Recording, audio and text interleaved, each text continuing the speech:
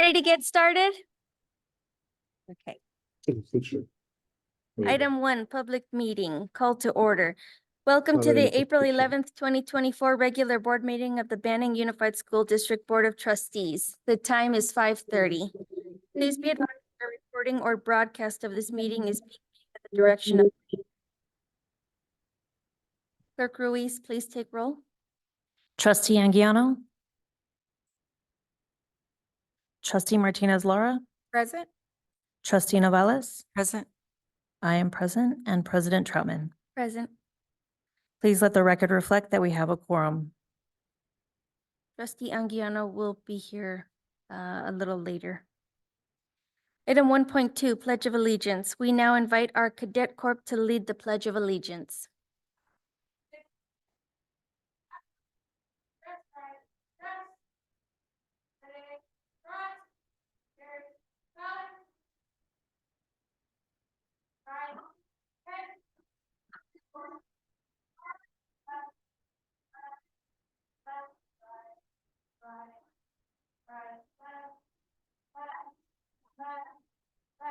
Mark time.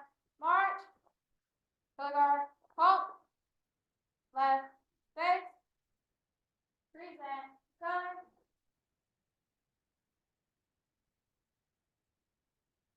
Open your heart. Ready? Begin.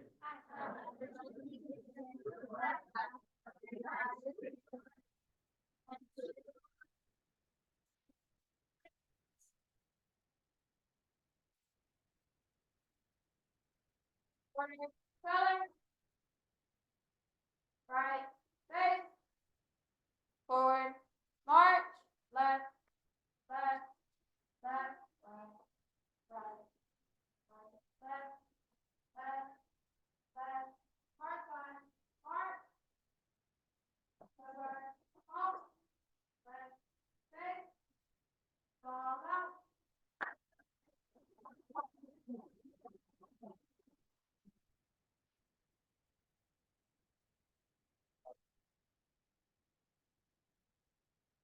Item 1.3, adopt agenda. Are there any changes to the agenda? No changes to the agenda. Are there any board requests to change the agenda? No. Do I have a motion and second to adopt the agenda as posted? I move. A second.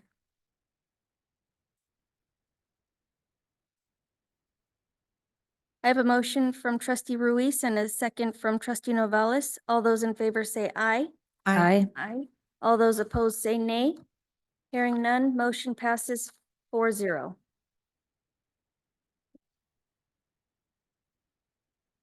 The agenda is adopted with a 4-0 vote. Item 1.4, board recognition. I would like to invite Mr. Santana and Ms. Purcell to the podium. They are here on behalf of the San Gorgonio Education Foundation to present tonight's prizes to our Banning Unified School District's competition winners. Dr. Kazi Bush, if you can please join them as well to present the students with an additional certificate from the district and Board of Trustees.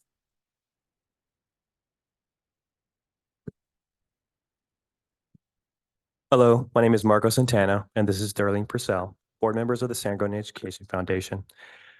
Welcome to this wonderful event, and even dedicated to celebrating the brilliant young minds of the Banning Unified School District. We gather here tonight, not just as an audience, but as a community united in support of educational excellence, innovation, and the boundless potential of our students.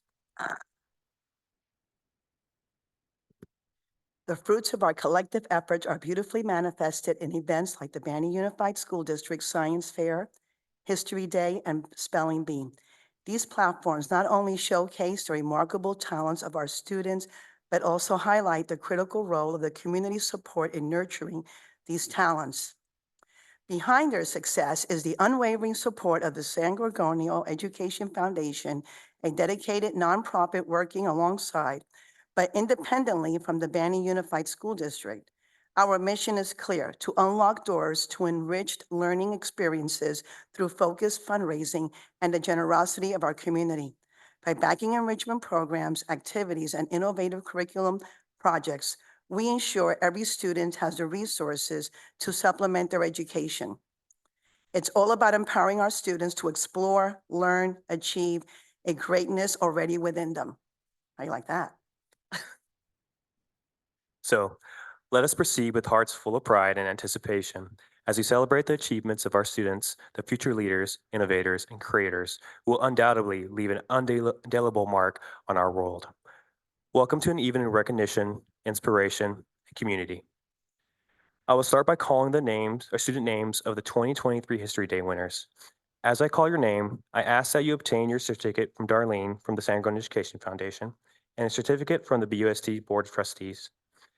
Please wait for all, please wait for all first, second, and third place winners to gather on stage for a picture, and then I'll excuse each group as we go.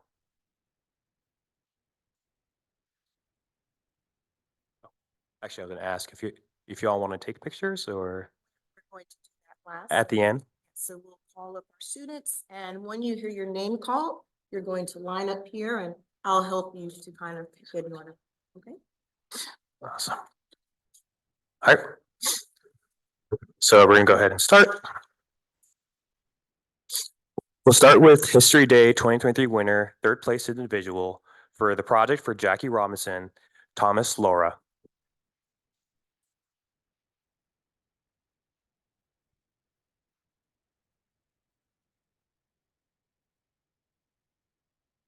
Now for the third place group for the Chinese Exclusion Act project. So I'll first have up Evelyn Boubet. Sorry if I mispronounced names, my apologies. But yeah, Evelyn Boubet. Can I have up Adriana Burton?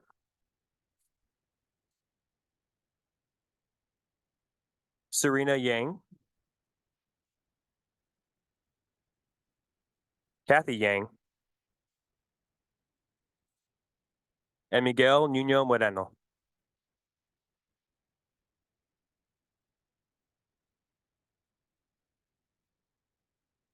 Now I'll proceed with the second place individual winners. For the California Gold Rush Project, Valen Wells.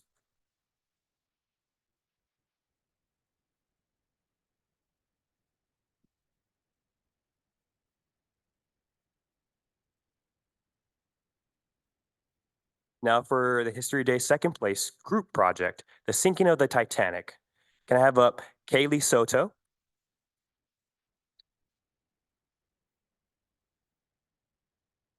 Next up, Wendy Yang.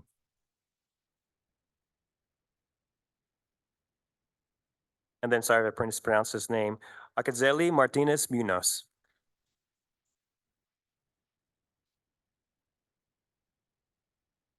Now for the first place individual winner. For the project, Our Virtual Reality, can I have Zayden Zumudio come up?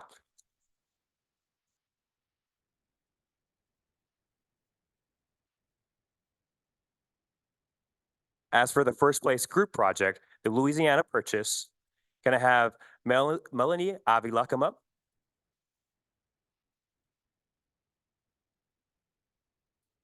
And then Gracie Gesselem.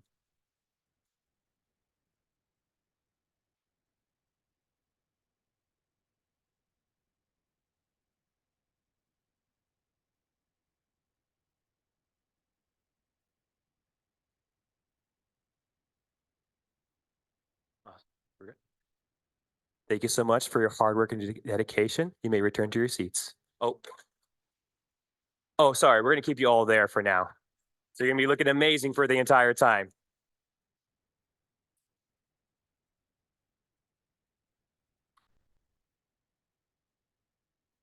So now that we've announced the amazing winners of the History Day 2023 competition, now it's time for the Science Fair 2023 winners. Can I just make an interjection really quick? So with pictures at the end of all of the awards, we're going to take one picture with the entire group. So you can hold on to your cameras. We'll get everyone. Okay. Thank you. Appreciate you.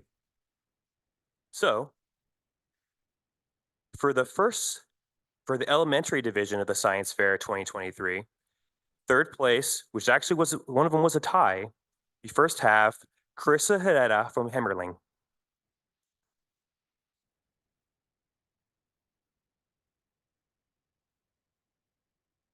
And then the second the third place, the second tie, we have Haley Clancy from Cabazon.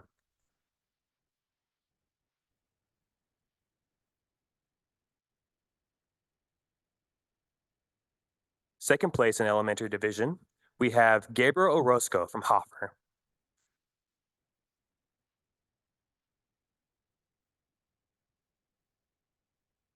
And then first place in elementary division, we have Aiden Babiran from Hemmerling.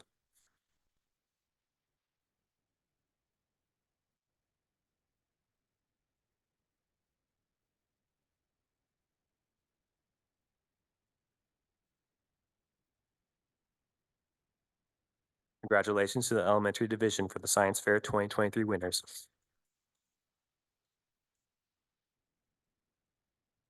Now it's time for the junior grades 6 through 8 junior high division. We'll start with third place. Emma Orsonio, sorry, I mispronounced that, from Nicolette.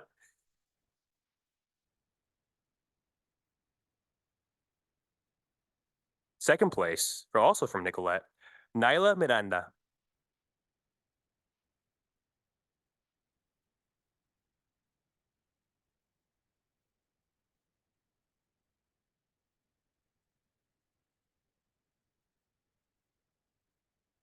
And then first place, from Nicolette, we have Elizabeth Scott Magaman.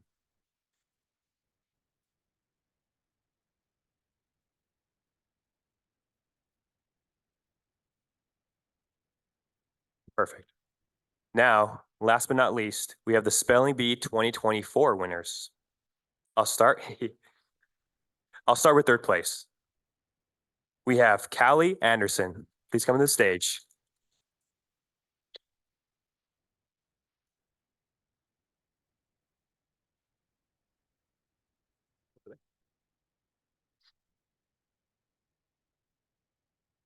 I love the bow tie.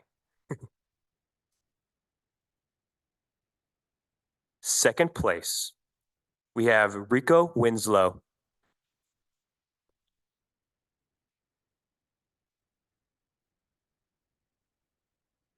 And first place Spelling Bee 2024 champion, we have Zayden Zamudio.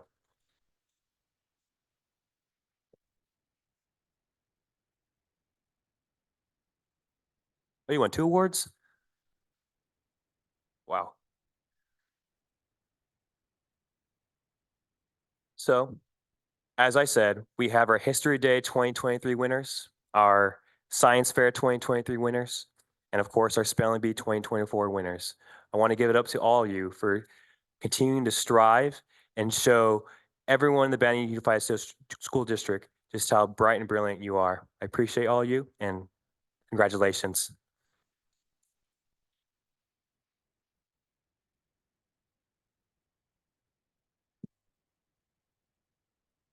And so at this time, we will have a group photo. So everyone, please get your cameras out, ready to go. And our brilliant and beautiful students, we ask that you hold your awards up to your chest. Yes, hold them up to your chest. There you go.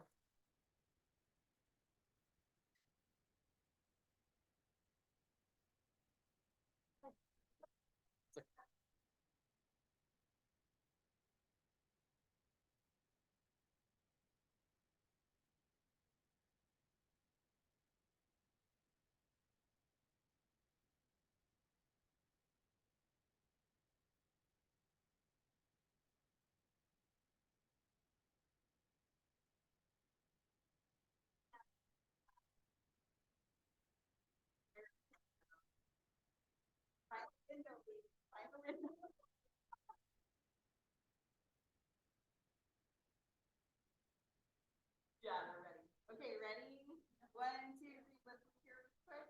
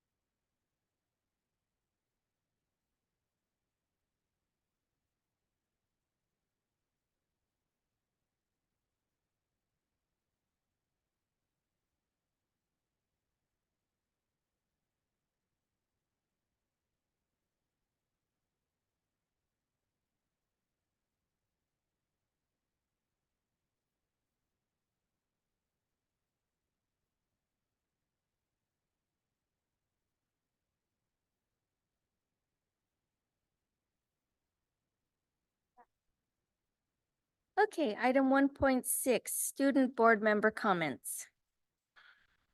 President Trumman, tonight, our student board representative is not here. And so I just want to say a few comments on his behalf, and I'm probably putting his personal business in the space, but I'm just really proud of him. So I believe he is meeting with the University of Berkeley. He's on a trip. And what I want to say about our student board representative, I've talked about him a lot, but he did get into UC Berkeley, which has an 11% acceptance rate. And he also got into Yes, absolutely. Absolutely.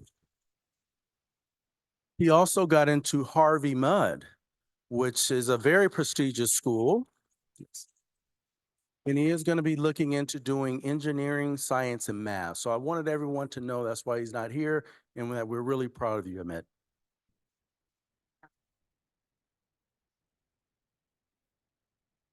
That's great.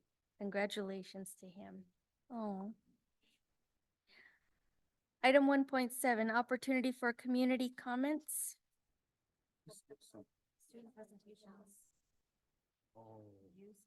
So this is where we were with that. Right. That's my fault. Okay. I'm messing stuff up here. So sorry. Okay.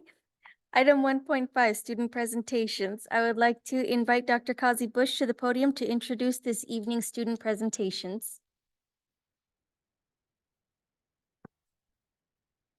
Good evening, President Troutman, distinguished members of the board, Superintendent Davis, and the community.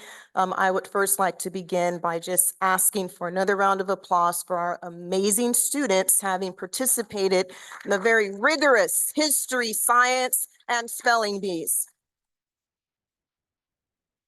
We're preparing the ground for them to one day participate in the academic decathlon when they get to the high school level. This is where the seeds are planted for those kinds of events. And so I'm very excited, as always, get myself together to present some amazing students. And I'm going to begin with our youngest student, Ayla Salcido, representing Florida Street Discovery Center.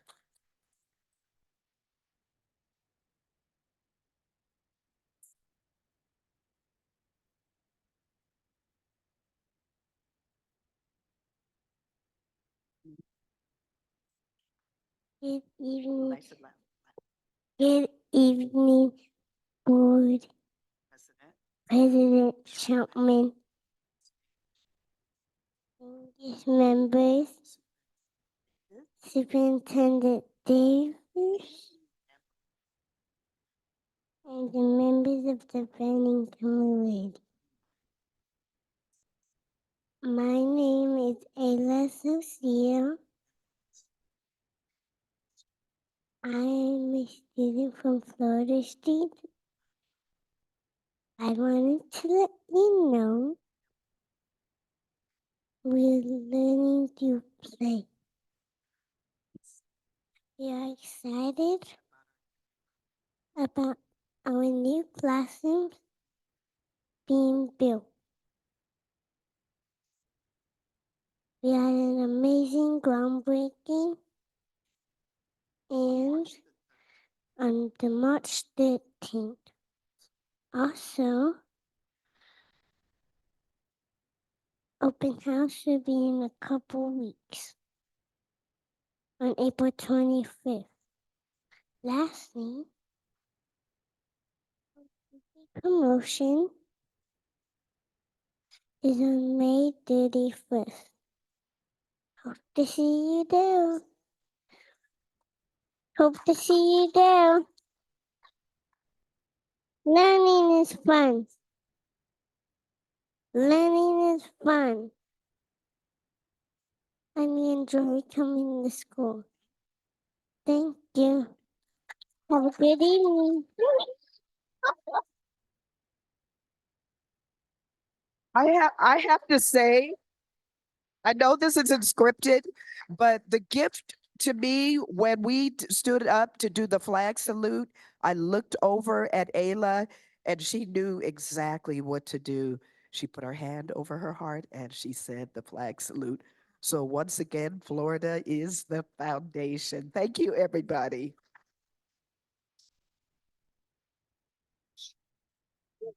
Yeah. Amazing job. We know we have absolutely amazing students, and forums like this are just another way for us to recognize their greatness. Keeping up with that, representing Nicollet Middle School this evening, we have Vice President of ASB, Adalyn Lotta.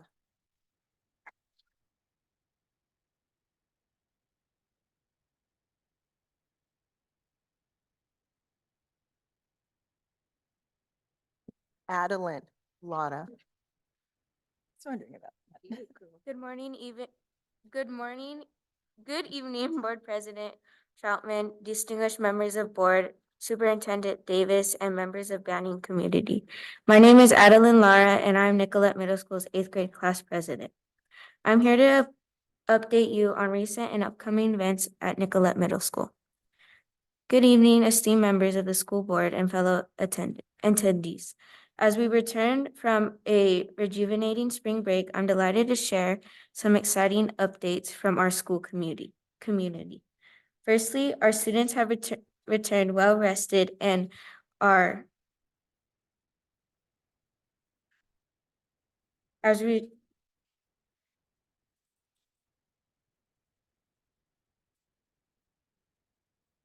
Firstly, our students have returned well rested and are gearing up for our upcoming CASP testing at the end of this month. Our dedicated teachers are diligently preparing them for success to foster excitement and astounding for testing.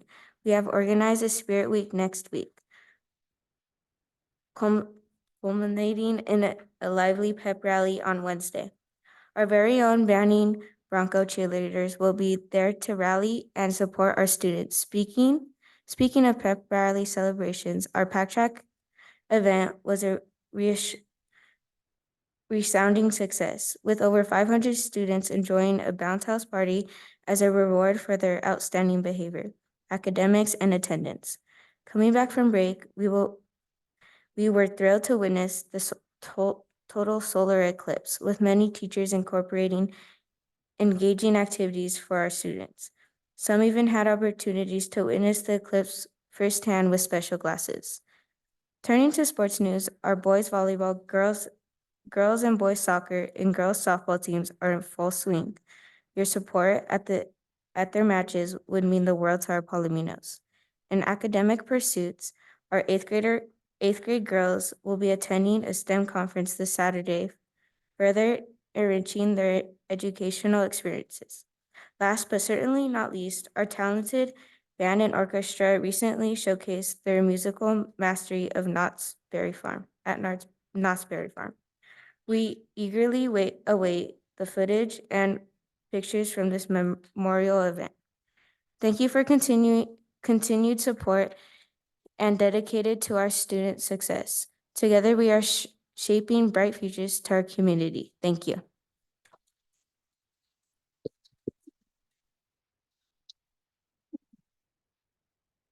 Thank you, Adeline. Representing Coombs Alternative this evening, again, we have Nevaeh Rodriguez.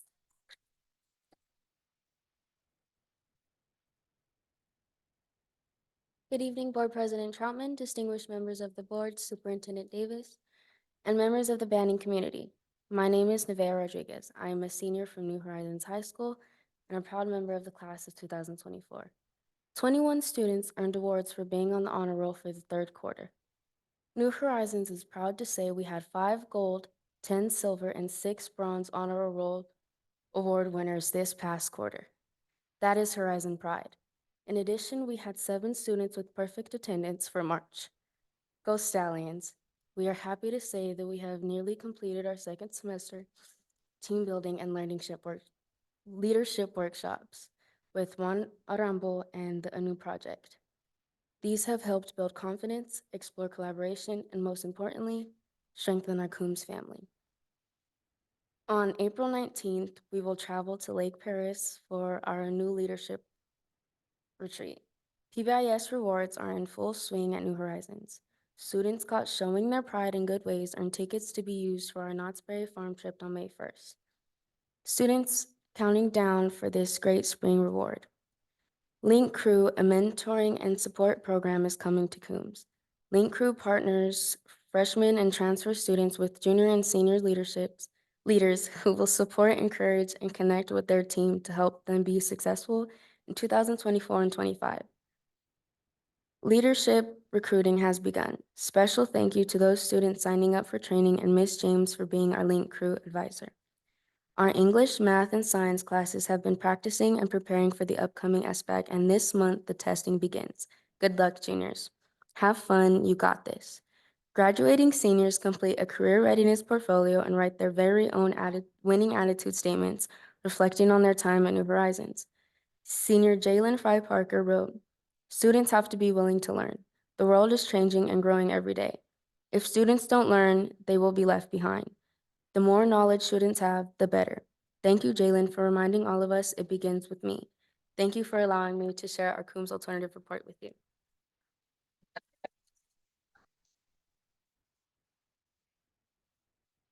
Thank you, Nevaeh.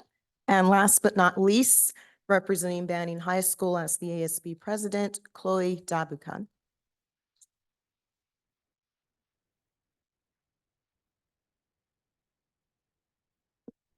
Good evening, President Troutman, distinguished members of the school board, Superintendent Davis, members of the cabinet, and members of the community. My name is Chloe Dabukan. I'm the Associated Student Body President at Banning High School, the home of the Broncos.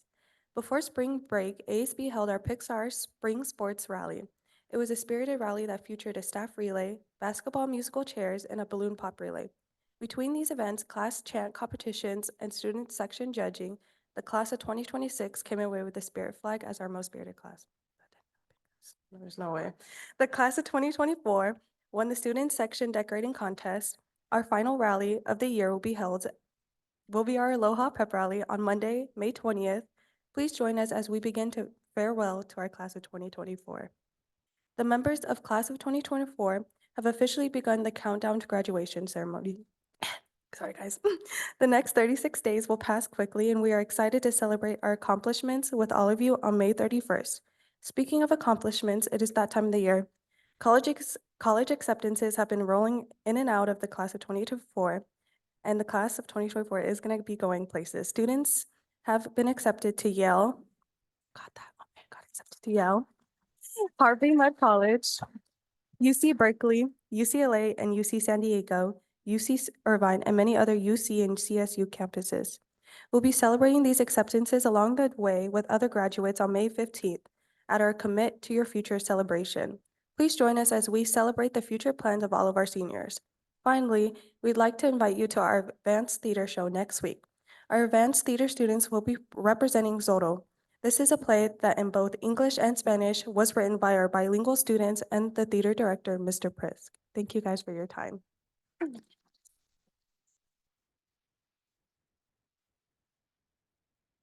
That concludes our student presentations of the evening. Thank you. Thank you. Okay, item 1.7, opportunity for community comments, closed session items. It's typically for closed session items, but we did receive one that I'd like to allow. Miss Gabriana Diaz.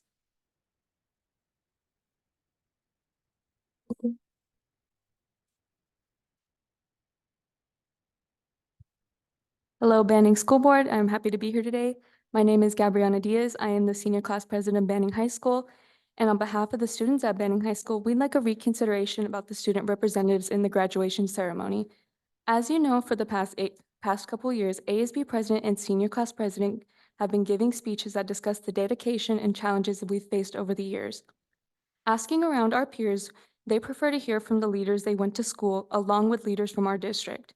We feel student voices are important through the education process through kindergarten to the commencement ceremony. We understand the desire for a shorter commencement, but we would like to have the time to talk to the class of 2024 as a whole through our inspirational speeches.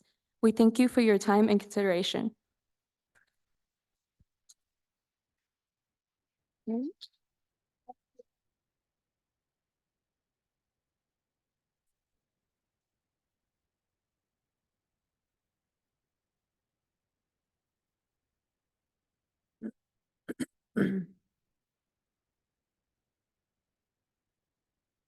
Thank you very much.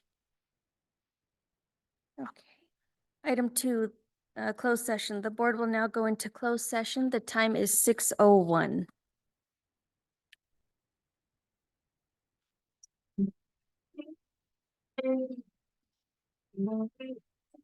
The board would like to apologize for the extended time. Apologies for everyone's time, but thank you for patiently waiting. Item 3.1, report from closed session. Clerk Ruiz, oh, the time is 8:10. Clerk Ruiz, please share. I don't have anything. Yeah. Why, thank you. Item 2.1, student matters. The board received information and will vote later. Item 2.2, personnel matters. Board received information and was updated. Item 2.3, labor relations. In closed session, the board received information and was updated.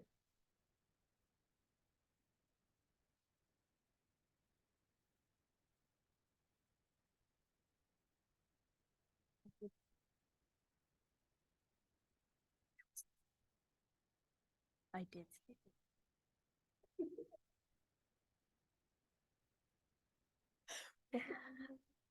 I'm very sorry. I skipped item 3, open session. We are,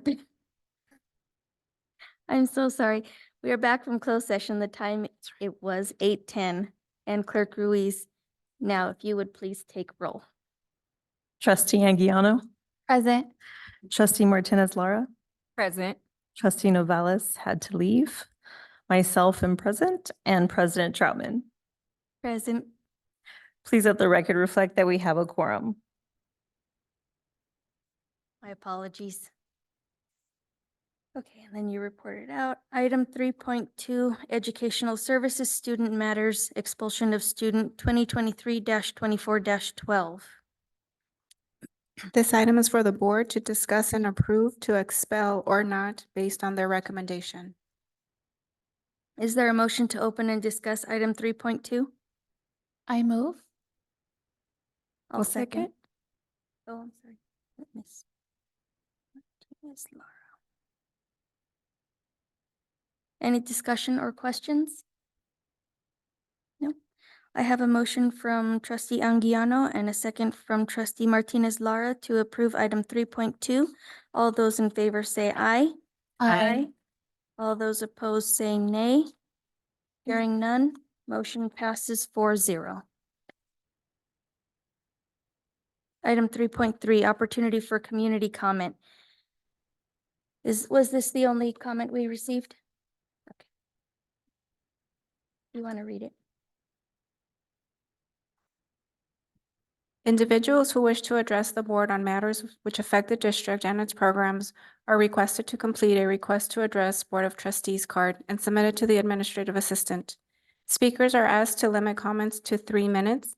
While the board welcomes input from the community, they will not respond or take action during public comments. The board may decide to refer matters to the district staff or take under advisement for a future meeting.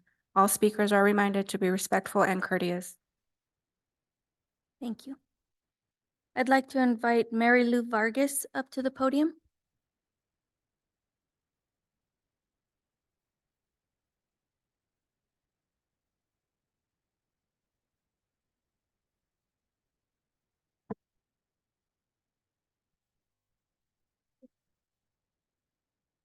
Good evening, Board President, members of the Board and District Cabinet and Banning community. I would like to bring to your attention the issues regarding the malfunctioning football, scored, and gymnasium facilities at Banning High School. It has come to our notice that both scoreboards and gymnasiums are not operating as intended, which is impacting our school events and sports activities. From my understanding, Riverside County Supervisor Mr. Gutierrez was going to help donate a portion of the funds for the football scoreboard. Thank you for your time. Thank you very much. Mr. Davis, can we look into this? Thank you.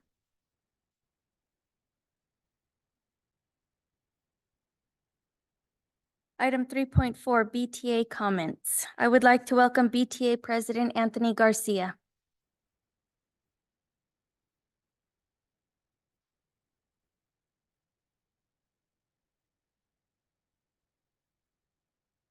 Principals back there are scaring me. Good evening, everyone. I just want to take a moment just to thank all of the teachers. We're entering the home stretch here and thank them for their hard work during this long home stretch. And congratulate all the students for their awards and wish all the students the best of luck getting into college and congratulate those who already received acceptance. Thank you.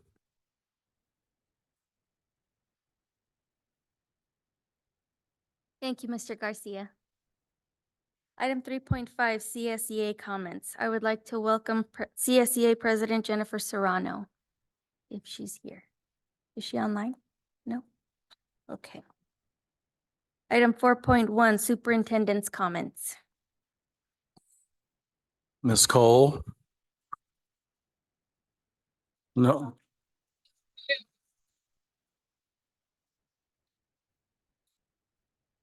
I don't know how Ms. Cole got in the building.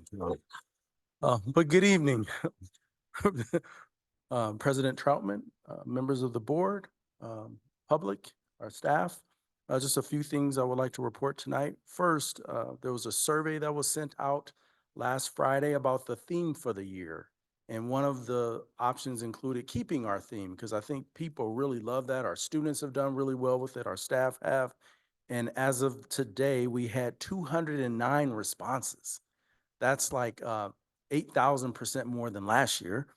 And so it does close Monday. So please take a look at that survey because that theme kind of propels us and moves us forward. And we want to continue to grow. So thank you for those responses. Next, just in alignment with Anthony's comments, Mr. Garcia's comments, is that we are in the recognition season. And we are in the season where we get to see all the fruits of our labor from everyone together working collectively to see our student success, because that's why we are here. We're here for our students and their success. So I just want to talk about some of our student athletes, our academic awards, clubs, our band, student scholarships. We have students receiving scholarships to play sports, get scholarships for academics. And on one of the recent podcasts, we were talking with a student and we let him know how proud we were of him. But I can't remember what the number was, Lynette. How much did he say tuition was at the University of Redlands? Do you remember? It was something crazy like $30,000 a year. 40. It was okay, so north of that. And what we talked about is that's a year, and what he's going to receive is a full scholarship. So I am not sure that our students in today's world fully understand the magnitude of what that means. And what it means for our students is we have phenomenal students doing great work, outstanding work. Yes, do you hear about negative things? Do you hear about challenges? Absolutely, because that's life. But I will beg to say that there are way more positive things happening in Banning than any negative thing that you're hearing about. So I just want to thank our staff. We have Employee of the Year coming up. And so this is our recognition season. And so I just want to thank everyone there for their hard work. Finally, one of the things that I am most proudest of as being our superintendent is that for the most part, and a very high percentage, we have labor peace.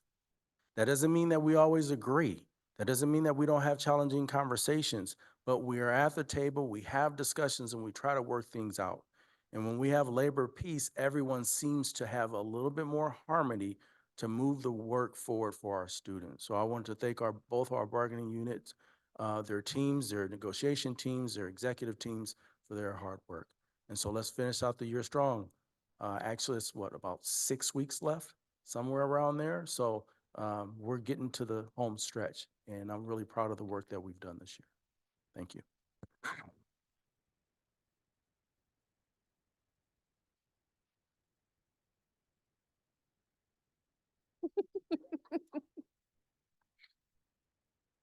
Item 5, consent calendar.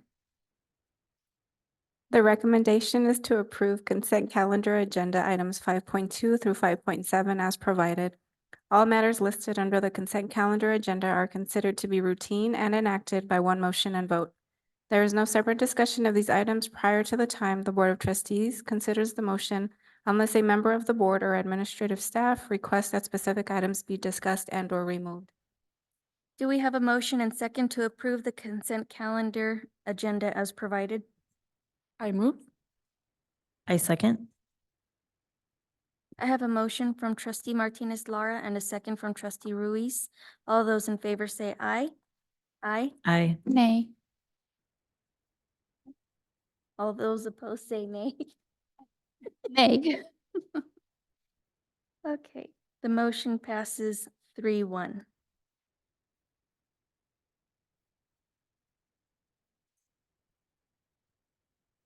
Item 6.1, Business Services, Annual Financial Audit Report for Fiscal Year 2022-23.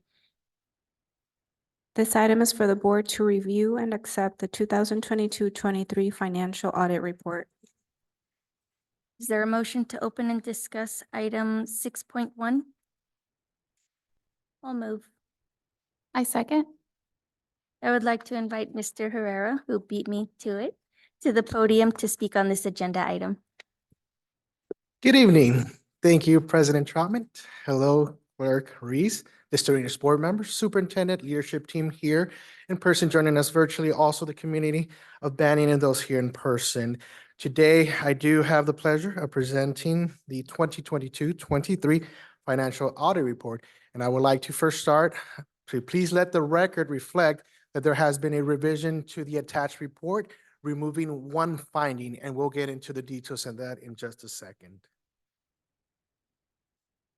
I would like to personally thank the staff with Niagara and Niagara, the district's external auditor.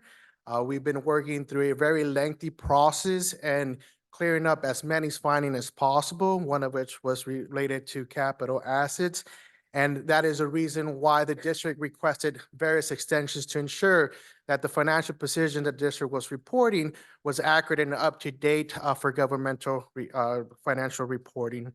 And so that is why we are here today. Typically, the report gets submitted in December, presented in January, and so it is a little bit delayed. However, the great news is that the district was able to reduce their financial audits from 21-22 into 22-23 from 11 down to 8, of which 5 already have corrective action implemented. Along with that, I would also like to thank the various departments that are involved in this process, including human resources, academics, Mr. Services, and the school sites as well. It does take, again, a village to gather all of this information. And this particular report is beyond just the financials. It's looking at federal, state compliance and internal controls as well. Like I mentioned, there's been progress in the realm of findings. And today I have the pleasure of having Mr. Oscar Gonzalez, Senior Manager at Niagara, presenting the report and living proof that auditors are human. Yes, yes. And so there's a little running joke, but the reality is that an auditor is a district's partner, and we've been working together to ensure that we're reporting our financials and compliance and internal controls are up to date as well. There's a lot more work to do. And with that, I'll turn it over to Mr. Gonzalez. Good afternoon, everybody. Well, Victor did a good job of giving you a run through of the audit. But of course, I will give a little quick synopsis in terms of how the audit takes place. So typically audit consists of about 3 visits. Around this time of the year, we usually do a visit to your school sites. That's where we test your internal controls as they relate to attendance and ASBs. So subsequent to that, we'll do our first in-room audit visit to the district. During that visit, we'll focus kind of more on our internal controls, federal compliance, state compliance as well during that visit. Lastly, at year end, the district should have already closed the unaudited actuals. So we'll come out and we'll focus more on the actual financial statements at year end, making sure that the financials at year end are fairly stated. The reason we indicate fairly stated is because, again, as it relates to the audit, we don't test 100%. We test a representative sample of different areas, categories within the school district's financials, right? To just make sure that the overall picture of the district is fairly stated come that June 30th. If we go on to the next slide. Oh, I can do it myself here? Yep, okay, perfect. So the district here has kind of laid out kind of the layout of the audit report for you guys or for the readers, giving you kind of a synopsis of kind of the layout of it. Most individuals are mainly concerned about the basic financial statements, which are going to be pages 11 through 16. Keep in mind the notes to the financial statements are relatively important just because, for instance, if it's your first time reading the audit report, you're going to see general fund in some of these pages. Know that in the notes, we actually disclose that the general fund within our audit is not the same as just general fund within the district's financials. We actually consolidate some funds together into the general fund because those funds don't actually meet the requirement to be identified as the only fund because their main source of revenue is actually from the general fund. So that's why I said, when you kind of go through this, take a look at those notes. It kind of will give you kind of a more insight into what the financials are. And of course, what a lot of people are more concerned about, obviously the board is as well, typically page 68 and through 73 will kind of give you the synopsis to our audit letters. So our independent audit letters are broken down into 3 categories. You'll have your financial statements, your federal awards, and state awards. So looking for this year, as Victor indicated, with the extension, we were actually able to clear the qualified opinion I think we had last year as it related to the capital assets. So we were able to work with the district, figure that out. So luckily for this year, the district got an unmodified opinion, which is basically a passing audit grade as it pertains to the financial statements. I do want to indicate there were some exceptions. So those are the notations there to the right, indicating there were some exceptions as it relates to internal controls for hourly employees, ASBs, and as well as cash disbursements. But nothing that was deemed to be a material weakness. So, but there were some exceptions noted. Next section, again, is your federal awards. For this 22-23 year, we tested child nutrition and we tested the education stabilization funds, or the ESSER money. There were no findings to be reported in those programs. And then lastly, you had your state awards. We did have some exceptions as it pertains to state awards, but nothing that we deemed was a material weakness. So again, the district got a modified opinion, so basically a passing grade. Regarding the finding that was cleared up, it was related to the independent study board policy. During the audit, we weren't unable to get the revised one. We issued the report indicating there was a finding. Actually, just a few weeks ago, CDE reached out to us and said, hey, does the district actually have an updated policy? Contacted Victor and Eddie. They were able to gather the 3 updated policies, send it to us. So we were able to kind of review it. And we just today, I think, submitted the revised audit report to remove that finding. So that's the finding that got removed completely. Regarding the other findings, if you guys have any questions as it relates to them, I'll go into detail regarding them. At this point, I'm available if you guys have any questions. Oh, what I will highlight too, just so that as the readers, you guys can see the progress. On page 87 of the audit report, and going further back, typically in those pages, we will list the prior year findings, and towards the right column where it says current status, we will indicate whether that finding from last year was corrected, implemented, or not, or repeat. So if you ever want to see the progress from year to year, you can always go to the end of the audit report, see what the findings were from prior year, which ones were actually corrected, and which ones were repeated or just not required again for it to be audited for the current year. Did we have any that were repeated? We had some that were, but they weren't repeated in the sense of it was a reoccurring issue. So for instance, I believe last year we may have had go back here real quick. Cash disbursements was one of them. It was, again, the lack of approval. So that was not, it was not the same expenses, but because the same issue popped up again, that finding had to be repeated again. Correct. And as far as the clarification I want to provide in terms of lack of approval is having the approval before the expenditure occurs. And we've been making progress in having everything go through purchase orders and having those pre-approvals. All purchases or expenditures are approved at some point by the board. However, through the audit process, it is best practice to have those approvals ahead of time. And from the 21-22 school year, we reported at that point out of a sample size of 70, 19 notations, if you will.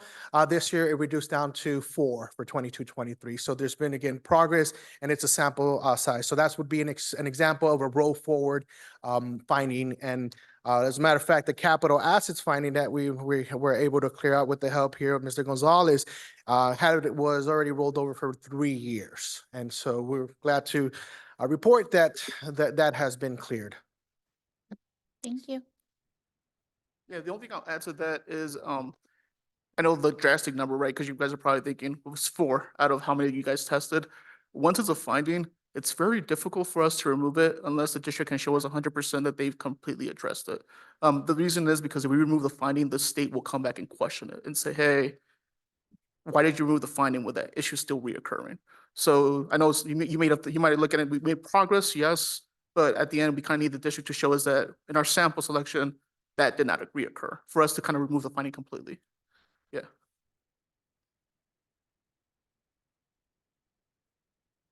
Any other questions or comments? No.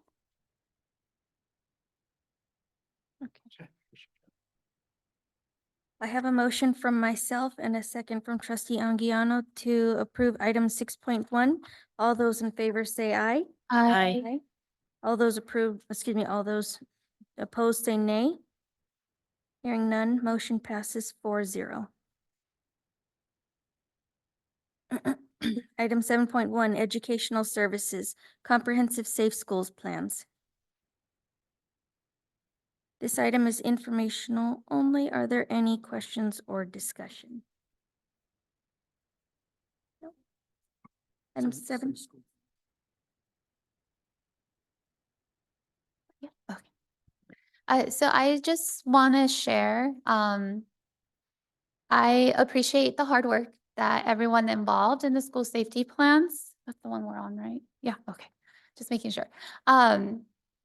They are day and night from last year's and prior years. So I give you guys kudos. Thank you for working so hard on them.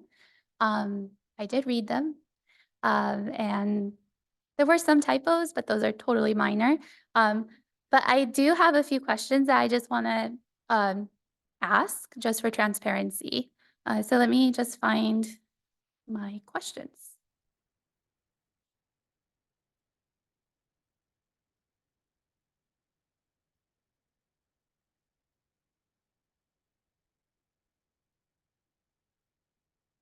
Okay, so a common theme that I saw across the plans was regarding the incidents for student injuries, property damage, and student inappropriate behavior. I know a lot of the statements said available upon request. I just want to ask, do we have that data and will that be shared to the board? And so I will speak partly to that. And I will also ask Dr. Wolford as well as Mr. Shilriff who can add some more details.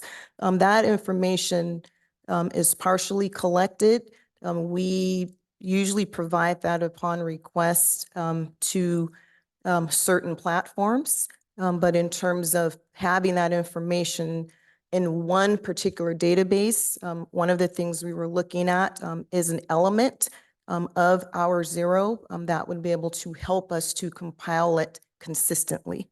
And so I know the request was to have that information summarized by school sites, which we can work on. But we're hoping to be able to leverage a system that will allow us to be able to collect it in one platform. And when do we anticipate to be able to be leveraging on a system for that? Well, I'm going to let Mr. Shilriff speak to that.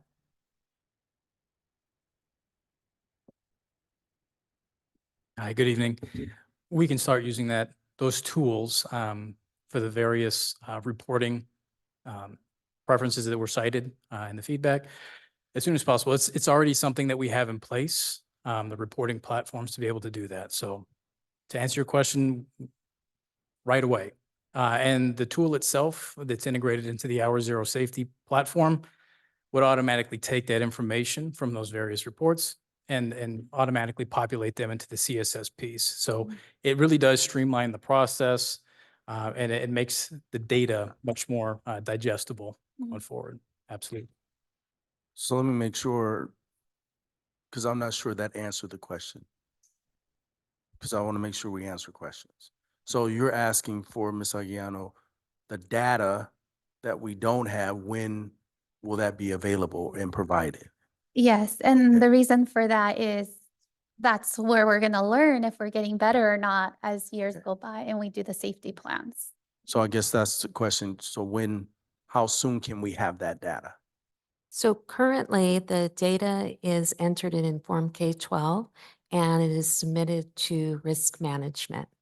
So we do have that data and we can contact our risk management clerk and Keenan to be able to go ahead and get that data for you in the next board update. So let me be a little bit more direct. We need a time frame. So is that next week? Is it next month? We need a time. Next board update? Okay, thank you.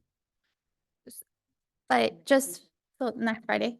So next Friday? We can get you this year's current data and last year's data. Yeah. By next Friday. Okay, and I don't want you to, this isn't about pressure. So if we can't do it Friday, say we can't do it Friday. If it's next month, if it's 3 months, just say whatever it is. So I don't want you to feel like you have to do it next Friday. What's reasonable? I guess that's the question. Within the next 2 Fridays. So 2 It weeks. is in Inform K-12. We just need to download it and extrapolate it. Okay, so if we can say by the end of the month, that would be fair. By the end of the month is very fair. Okay. I guess my other question is, you guys are looking at the data, right? Like you guys see it and you're analyzing it and seeing if we're improving or not? Like why wouldn't like a progress like that be included in the safety plan? Like comparing it from last year to this year, like a summary versus us asking, like I personally just want to see that we're improving and that we're minimizing those numbers. We see the data by individual incident that comes to us, and then we pass it on to the next approver, which then goes to risk management. So looking at it as a whole, that has not been our practice, but when we have the Hour Zero platform, we'll be able to do that very well and very easily entering it in there, and it'll create graphs and charts, and we'll be able to compare from year to year, which is something we haven't had the ability to do as easily as it is done in Hour Zero. Okay. And I just will quickly add, as you can make the comparison of our previous school plans, there have been a variety of ways that that information has been reported, and it was inconsistent. And it's not a criticism of anyone, it's just sometimes the format the data is in. Sometimes there are charts available directly from CD's website for some elements, and in other places for other elements. And so the goal is to finally have a system where it can now be in a consistent format, as Dr. Wolfert and Mr. Shulroff just alluded to. That's great. Thank you. My other question is regarding the Alto program. I understand that Nicollet was the first one that was chosen to utilize that program. What site is next, or what are we envisioning for the district? So just some clarification, the AltoWare platform that you're talking about is the software component that we use for our surveillance cameras that are installed throughout the district at each site and facility. Now, Nicollet did receive new cameras that have greater functionality than some of the cameras that were installed previously. But in terms of the software that you're referring to, the AltoWare platform, it's adopted district-wide right now. So all sites have it? That's correct. Okay, so I must have misunderstood the answer that was provided with the question. So let's clarify. So it is being utilized at Nicollet right now because those cameras are being updated. So at the other school sites, question, does it need to have that level of updating to be able to sync or run the program better? No, so part of the reason that we ended up going with this platform is because it allowed us to increase the functional capabilities of the cameras that we had without needing to replace all of them all at once, which would have been a multi-million-dollar project. So essentially what we did for the majority of the district is we moved all of the cameras onto this new AltoWare platform, which allowed us to enable smart features that weren't available to them before, more proactive and preventative measures built into the software itself that we didn't have. Nicolette, and you're not wrong in asking this, just for clarification, Nicolette received a complete overhaul of their camera system. So everybody, all of the sites and facilities are using the same software and they have functionally the same features. It's Nicolette has newer cameras that have increased capabilities than the ones that were previously installed throughout the district. But the plan is to have those newer cameras at other sites as well, correct? Absolutely. That is the plan going forward. And do we have a timeline for that or what we're thinking? I know that you said it costs a lot of money. It does. So we don't have anything that's concrete right now, but we do have the next projected phased priced out. And this is absolutely part of ongoing discussions on how we best move forward and prioritize the safety needs of the district. Absolutely. So can we just be updated as you guys have more concrete information as Right. to the route that you're going to? Absolutely. Okay, awesome. Thank you. And then I had a question regarding the counselor's watch list. Can you guys share a little bit more about what that is and how it works and if it's implemented across the district? Absolutely. I will speak to this. And Dr. Thomas, of course, you're welcome to come and give more clarification. And so at the middle school level, the watch list essentially is a list that will look at perhaps students who may have 3 or more, I don't know, behavior incidents identified in the classroom. And it's a way to sort of provide a way to kind of create a watch list, if you will, of students who may be on a track to perhaps continue to have some disciplinary issues and to more importantly, to prevent them as a way to try to intervene, very similar to what we do for multi-tiered systems of support. And Dr. Thomas, you can please add. Hi, good evening. Yes, so part of our programs at Nicollet includes the BAR program, which also works in conjunction with the high school, where we do track students on a tiered basis on their behaviors, their academics, things of that nature. So having that watch list allows our counselors as well as the teachers, the teacher groupings in BAR, as well as my SST and BAR coordinator, to watch over students to see that they're progressing or if they need different levels of support. It's a really great way for us to have that safety net and communication with the students. And like I said, since the BAR program is also at the high school, it also helps us hand off the students as they go over to the high school. So that has been in development. And we're very proud of the work that's being done for it. So it's primarily for the higher grade levels, not necessarily elementary? For Nicollet, we have it 4th, 6th through 8th. Our teachers actually do for grade level. What do we have for elementary? For elementary, we have Tier 2 or MTSS teams, and they meet on a monthly basis. They go over the data. They look at students that have been on the SST or have seen the counselor. We can have maybe Ms. Gutierrez speak on this one, or Ms. Ramirez, because they both have Tier 2 or MTSS team meetings.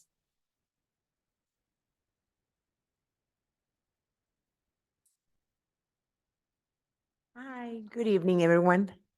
Thank you for the question. We love to talk about this. Okay. So at my school is the tier 2 and tier 3, and we do meet, like she says, monthly, and we discuss all data for not only any students.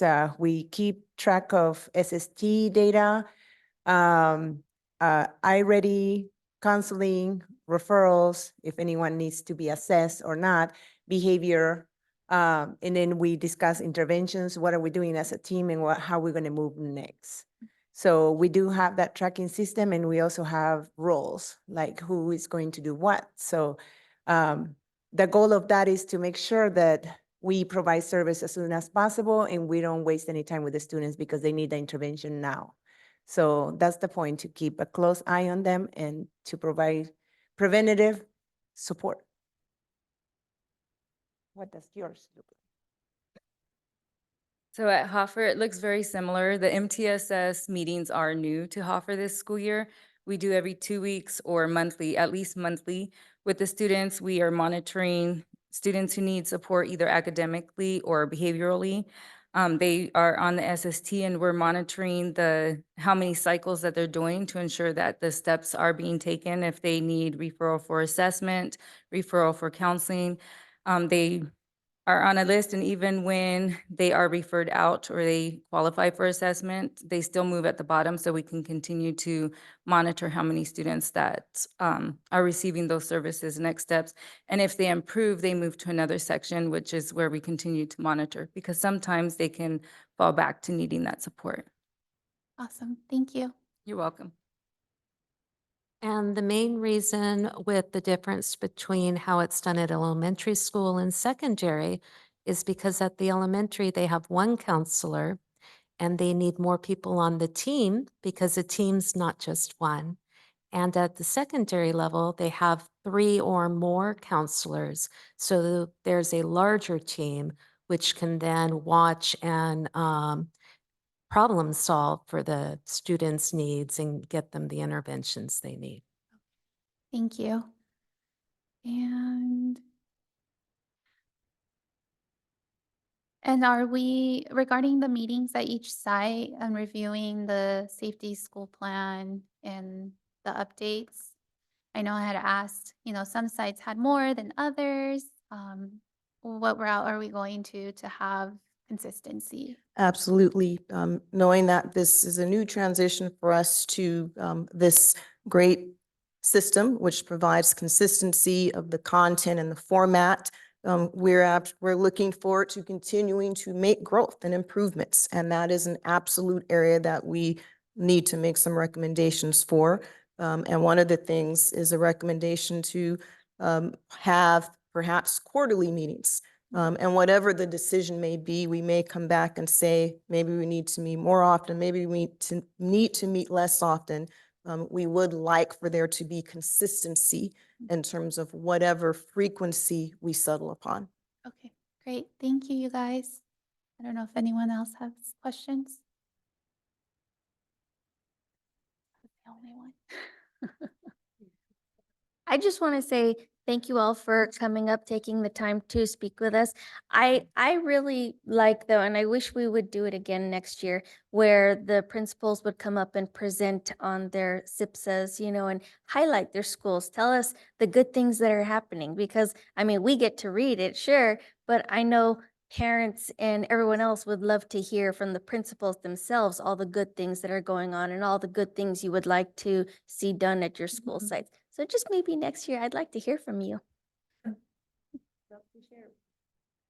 Thank you.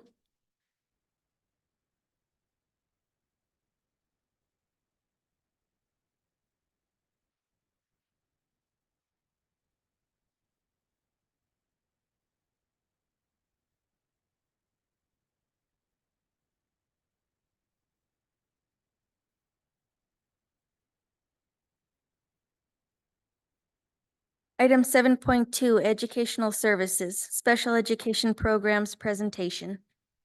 I would like to invite Dr. Kazi Bush and team to the podium for tonight's presentation.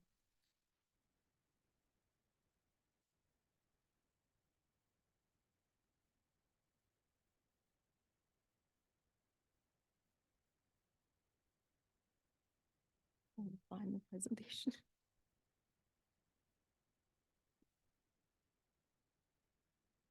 It was here. Oh. No, it's there. User error. Good evening again. This evening, Dr. Wolford is going to give an overview of some things that we're doing within special education as it relates to looking at various groups of students in terms of increased needs, as well as looking at some proposed programming to continue to support our special education program. Thank you, Dr. Kazibush.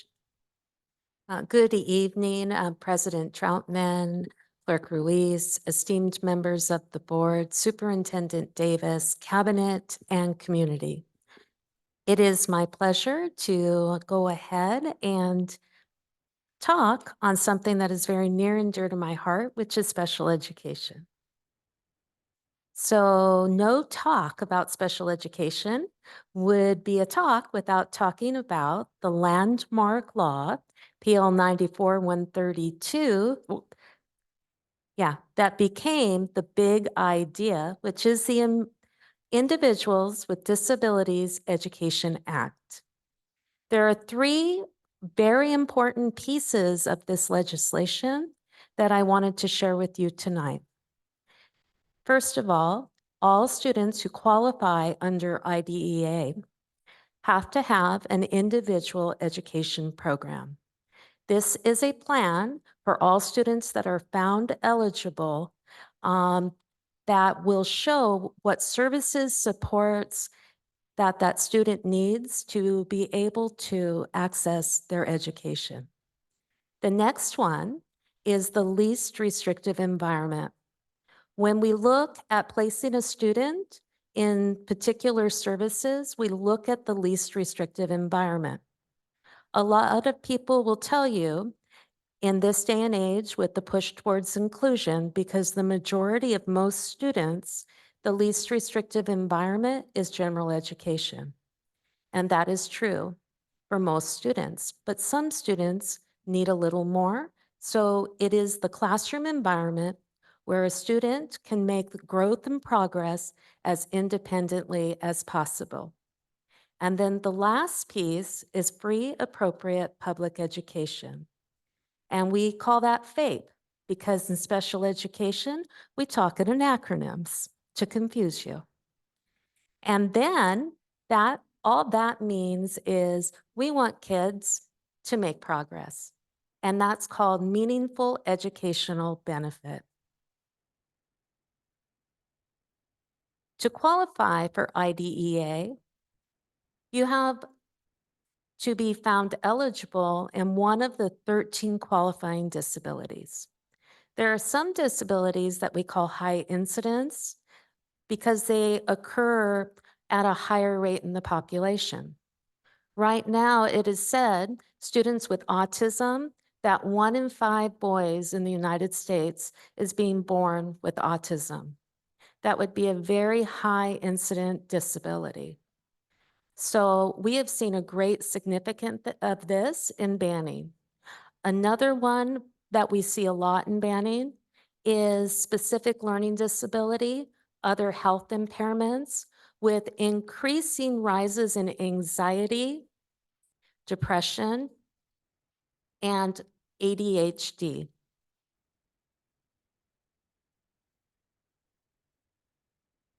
So we will go from the law, how you qualify for services, to compliance and improvement monitoring, because that's what the federal government likes to do, monitor us.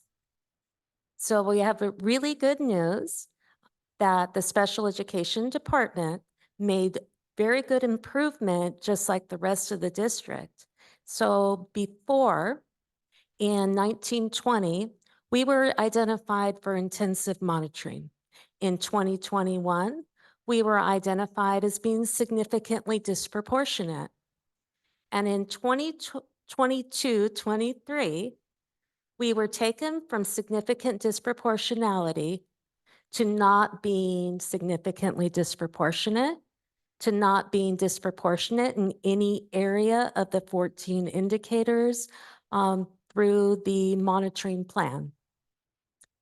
And in 2023-24, we have been downgraded 2 levels of monitoring to targeted 3. It is our goal to get to targeted 1, but we are very happy that we're in targeted 3 because that is the targeted level is the lower level of monitoring for the federal government and the state. And then we don't have as many plans to write, but we do have a plan, so. I'm sorry, Dr. Wilford, really quickly. Can you help me understand what it means to be significantly disproportionate? Okay, so to be significantly disproportionate, you have to have a risk ratio where a student, let's say in discipline or being identified as other health impairment, the district was identified to be significantly disproportionate for over-identifying students that were white as OHI, meaning we were identifying 3 times more white students than other ethnicities. And so you would also take that same language to discipline. Back in 12-13, the district was significant disproportionate for disciplining students with multiple races 4 times more than any other race. So there's a really difficult calculation they use for significant disproportionality, but it's all about the risk that somebody is being. So they use this mathematical formula, and then it becomes you are 1 time as likely, 2 times as likely, 3 times more likely, 4 times more likely. When you get to the number 3, you're considered significantly disproportionate. Did that help? Kinda. Okay. So go ahead. And I don't know, this may help. An easier way to kind of contextualize it is when you're looking at any particular group and you make a comparison and you may say, wow, it seems like either year after year, this group always tends to be identified for this. Or, wow, compared to other groups, the rate at which they are identified seems to be significantly more than others. And when that happens, we have to, you guess it, write a plan to address how we're going to deal with that or improve that. And most recently, we had what we called, you may remember, it was the CSACE plan, which I don't even remember the acronym, the Coordinated Compliance Educational Intervening Services Plan, which was to talk about how are we going to address, as the most recent example, are white students who were other health impaired. And what implementations or interventions we would put in place so that they would no longer be significantly disproportionately identified compared to other groups. And I think the other way of explaining it is if 80% of your students are Hispanic and 80% of a disability group such as specific learning disability, 80% of those students are Hispanic, then you're fine because it matches the general population in the area. So why we were significantly disproportionate is there were 20, let's say 50 students that were white in the district, or 150 students that were white in the district. And 100 of those students were other health impairment. It's a lot compared to how many that are in that area. So because that's how it becomes significantly disproportionate is too many of one kind. But if you had 80% of your students to be Hispanic and 100 of those would be other health impairment, it'd be a little high, but not as high as if it is another ethnicity. That has a lot less students. So the next good news I wanted to really focus on is our inclusion rates, because this is really a point of pride for Banning Unified. When you look at what the state is looking at is general education class at least 80% of the time. That means they're only being pulled out 20%, and they're included 80% of the time. The federal government would like to see 64% of our students with disabilities in that general class for the majority of the day. We met that target with 67%, and we exceeded the county rate at 52.5 and the statewide rate at 54.9. So that was really a point of pride for our district, and that really speaks to the inclusivity that our district shows when trying to educate all students to a high level with high expectations. The next inclusion rate is regular class, 39% or less of the day. Those would be our students included in special day class. They would like to see most students in the general program and less students with one teacher all day in a separate class. The target was 16.5. We almost met that target at 17.8. It is something we've been working on for the last several years. The county rate was 21 and the statewide rate was 19. Even though we didn't meet the target, we got very close and we had a better rate than the county and the state. We were still more inclusive than the county and the state. And then the last target is separate schools. We had 1.9% in separate schools. Riverside County had 2.2 and the state had 2.9. And once again, we showed that we were inclusive by having a very low rate there.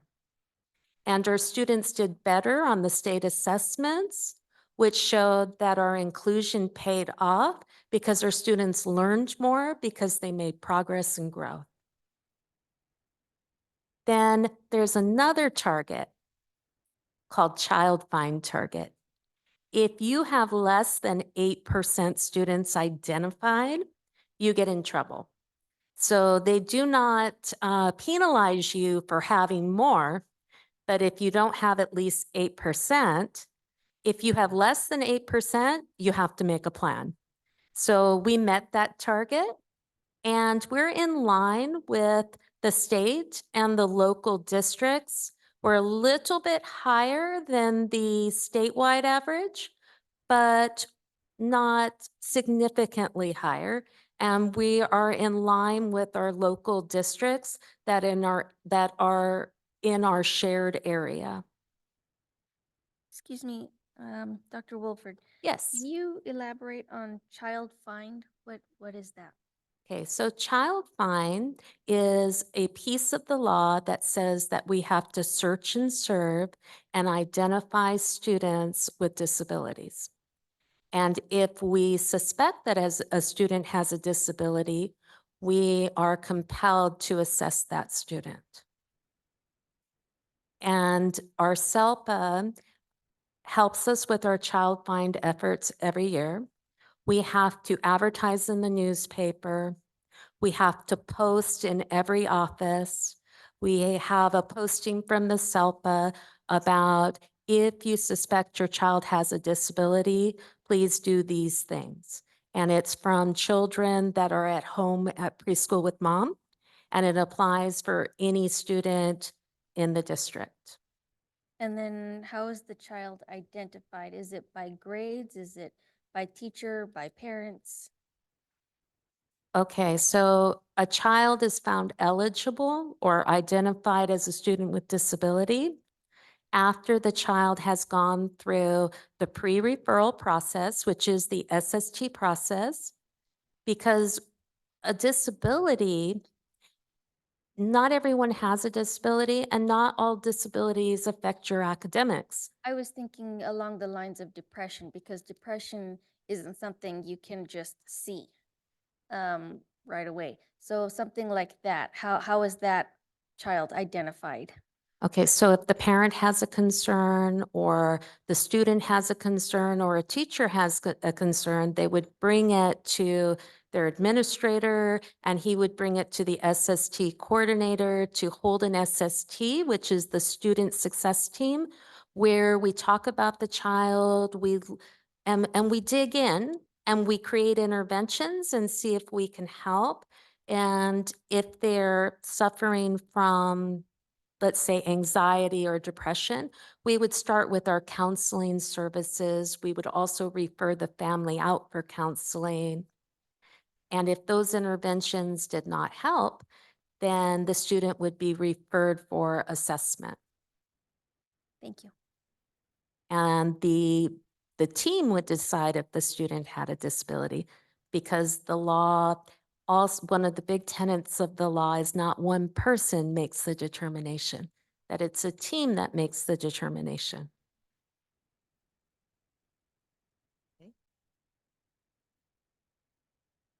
So this is a little historical enrollment for our students with disabilities.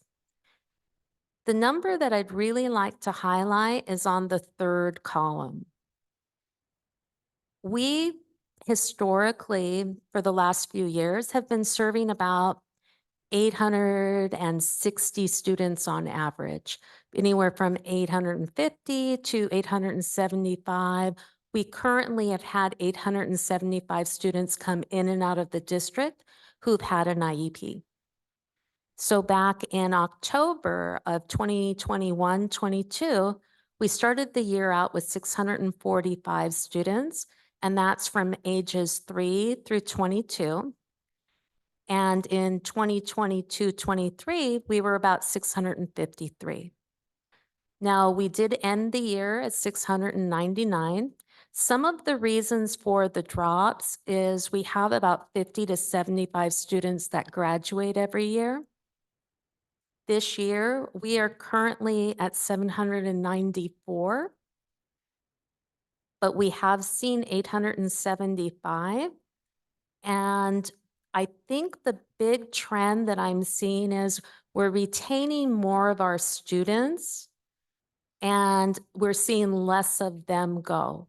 We will have a drop of 75 students because we have 75 seniors that will graduate in June. But we are seeing a more stable population in special education currently at this time. Yes. So Dr. Wolford, just in terms of even going back a little further, because I know that was a part of a question, I think we can see here from 21 to now, not quite 100 students, but about 80 students or so. If you go back even further, so what year did you start? I started in 13-14. 13-14. So if you go back to then, I know that our enrollment as a district has been either pretty steady and now it's starting to decline a little bit. What have been the special education percentages and numbers during that duration of time? Okay, so the year that we were significantly disproportionate in 12-13, when I first came, we studied these numbers pretty extensively. So I have the number of 1,575 students ingrained in my brain, because we always thought we were doing so many IEPs, because we were. We started the year out around 575, ended the year out about 725. But that year, with all the students moving in and moving out, we had seen about 1,500 students. And then in 18-19, we were at about 1,000 students. So that's why I say, I don't know if we're getting more students or if we're just keeping them.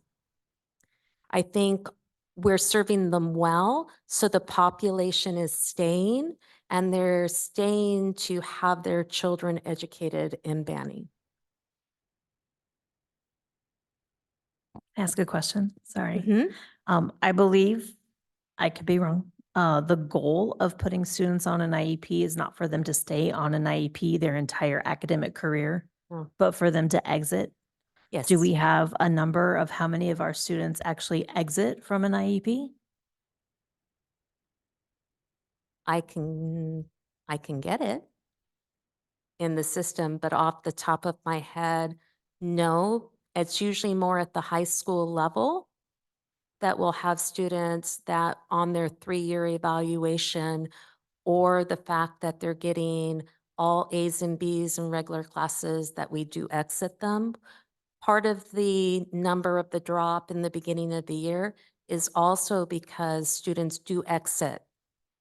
Mhm. So when you provide that info, you're able to make a table so that we can see the difference of those that do exit from the IEP? Yeah, I can make a table.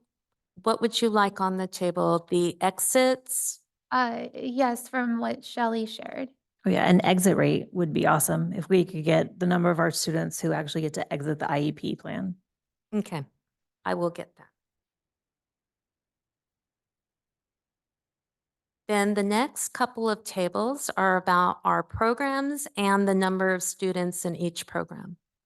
So at elementary school, we have 6 RSP SAI inclusion teachers, 4 at the middle school, 6 at the high school, which also includes our teacher at New Horizons and BIS. We have a moderate academic SDC program. Our elementary students are served in our RSP inclusion program. Our middle school students, we will offer small English and math classes. We have 2 teachers at the middle school and 2 teachers at the high school who teach the small English and math class, but most of the students are out for history and science in general education.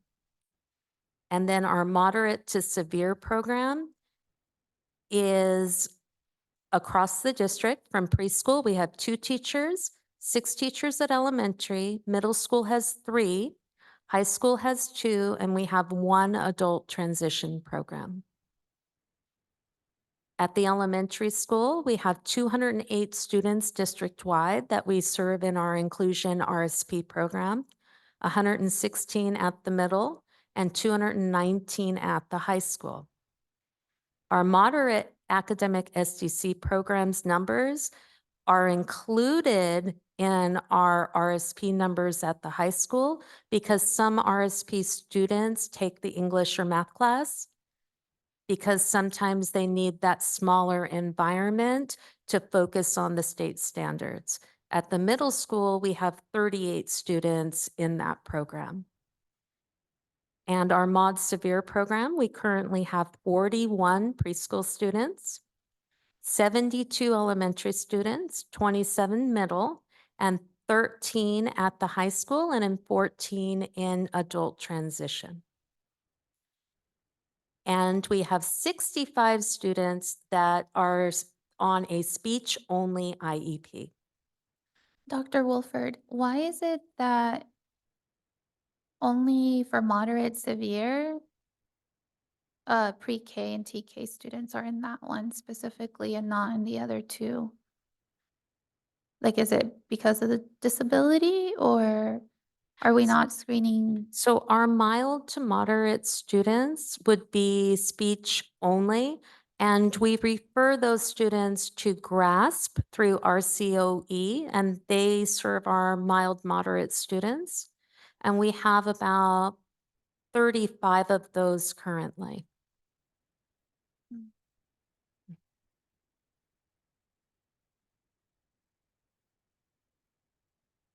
And then the last part of the presentation is about our behavior program.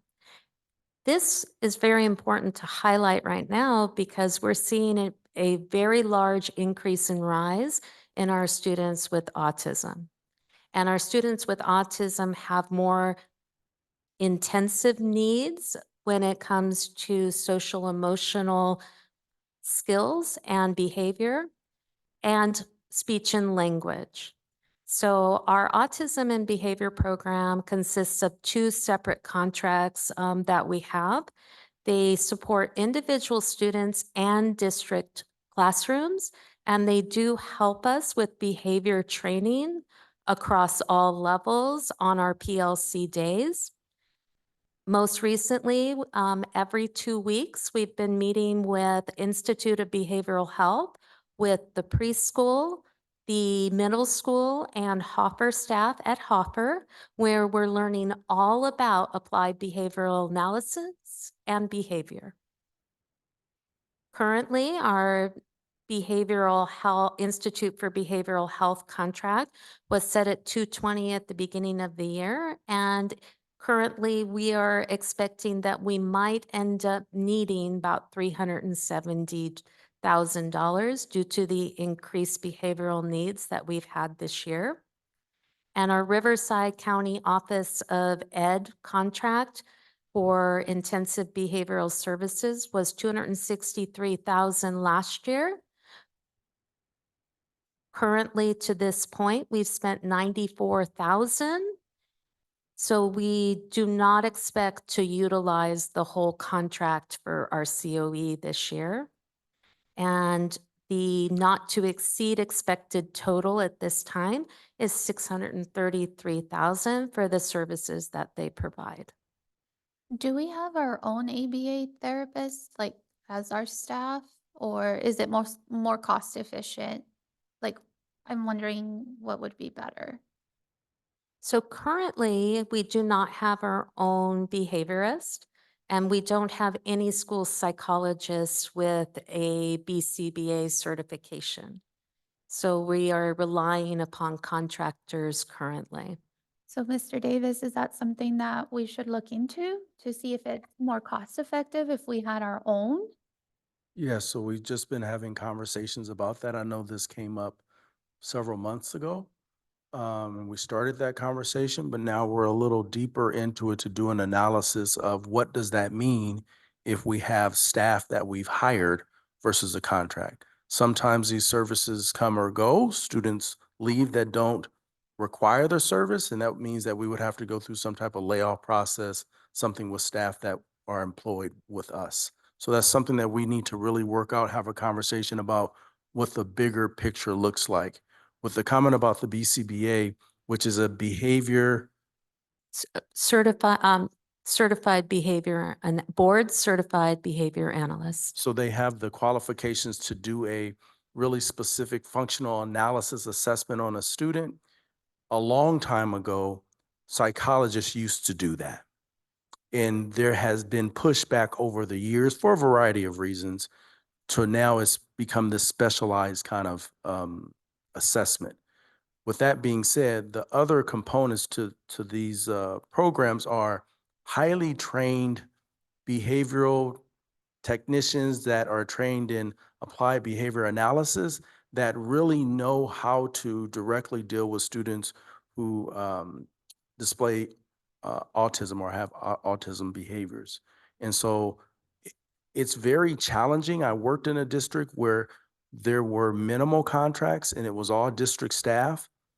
The cost of that is astronomical. Again, a larger district, so that's something we really need to sit down, look at which students we have and what level of service they have to make it fiscally sound, if you will.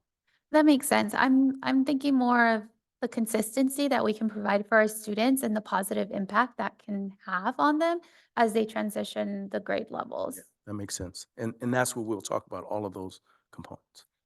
And just to note that most districts right now, even if they have their own services, also have contracts at this point due to staffing shortages in the market. Can I ask a clarifying question? Mhm. You said we're increasing the amount on the contract because there's an increased need. Is that because we have more students that are having behavioral issues? Yes. The types of behaviors that we see that need this type of service, they've already been addressed by the teacher through a goal and through supports and services such as an individual behavior contract, looking at positive behavioral reinforcers for particular students, using first you do this, then you do that. Then we do a behavior support plan as a team, trying to figure out the function of that behavior, a replacement behavior, and some strategies and goals.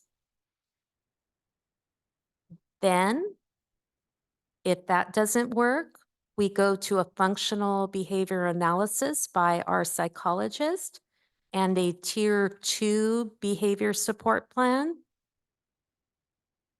with goals, strategies, and supports. If that doesn't work, that's when we bring IBH in to do a second functional behavior analysis with a tier 3 behavior intervention plan. And sometimes that plan comes with consultation and training of the current staff. We have 12 students that we service through that model. And sometimes it's individualized services for part or all of the day. And this particular service is meant to be short-term, intensive, come in, support the behavior, train the current staff in the room, model on how to implement the behavior support plan, and then fade. Hopefully the student doesn't need individual support anymore, or at least fade with paraeducator support. These services are not meant to be long-term services.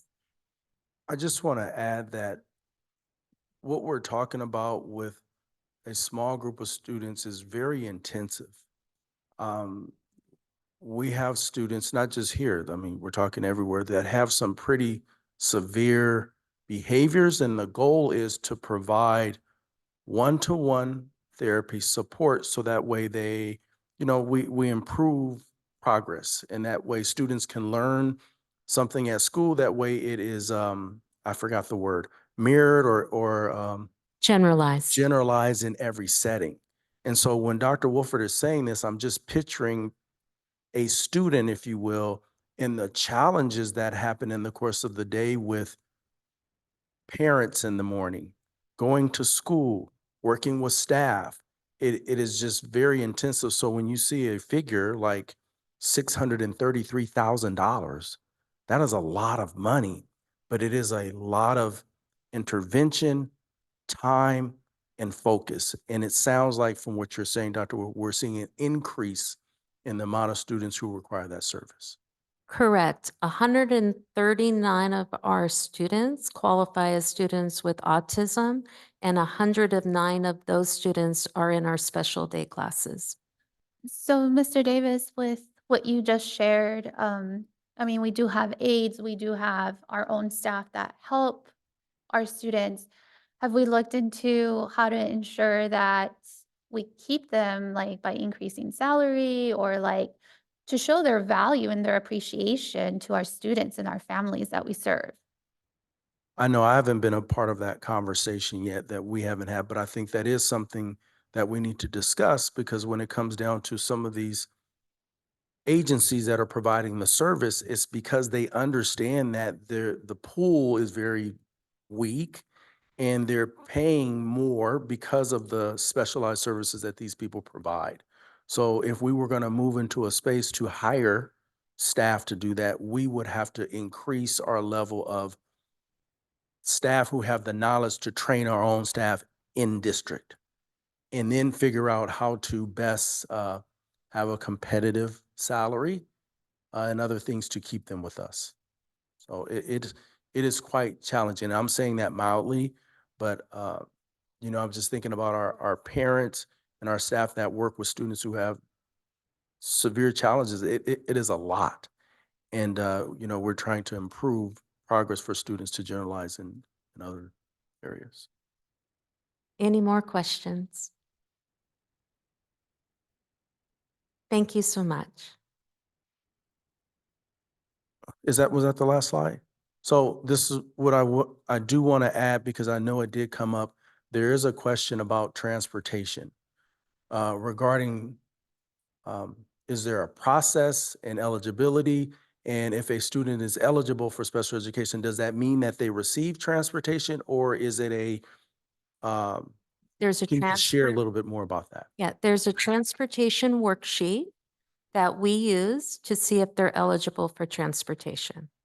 If we move a student from their school of origin to another campus because they need a specialized program such as a special day class, that automatically makes the district, it requires us to transport the student and makes the student automatically eligible for transportation. We only have one middle school and one high school. So our middle school and high school students do not use that criteria. The second criteria we're looking at is medical and health needs and safety needs.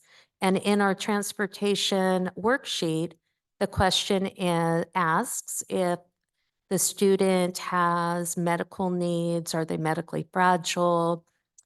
Do they need to be observed by a health aide due to seizure disorders or severe blood sugar fluctuations?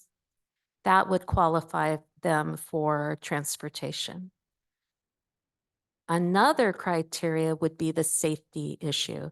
Do they have a cognitive or emotional issue that makes it not safe for them to walk to school? So those are the two main areas where students qualify for, or three main areas that qualify for transportation is that we're moving them elementary schools, or do they have medical needs? Are they in a wheelchair that necessitate the need for transportation, or if are they safe to transport? But just having an IEP does not qualify you.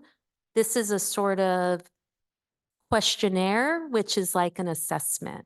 And we have done assessments and FBAs on the route to school, the general ed bus, and then on the small bus to see if they qualify for transportation or not.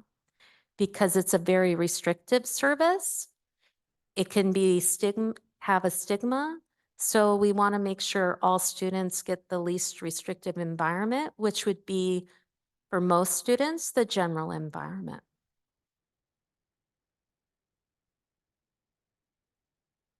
Did that help, or would you like me to clarify more? I really appreciate your time. Thank you. Thank you.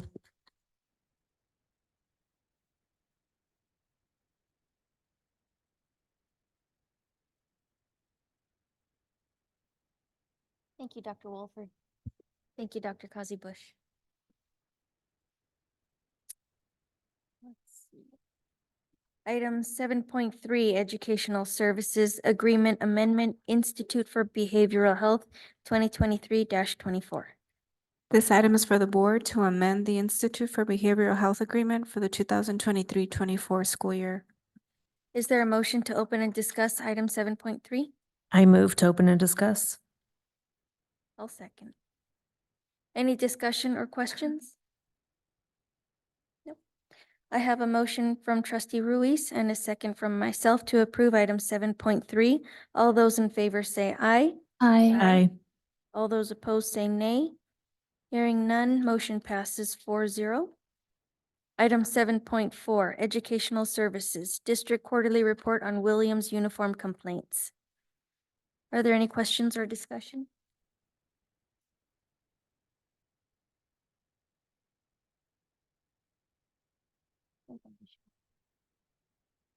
Okay. Item 8, Human Resources, Resolution California Day of the Teacher. This item is for the board to adopt resolution number 24-015, recognizing May 8th, 2024 as California Day of the Teacher. Is there a motion and second to open and discuss item 8.1? I move to open. I'll second. Any discussion or questions? Okay. I have a motion from trustee Ruiz and a second from trustee, I have a motion from trustee Anguiano and a second from trustee Ruiz to approve item 8.1. All those in favor say aye.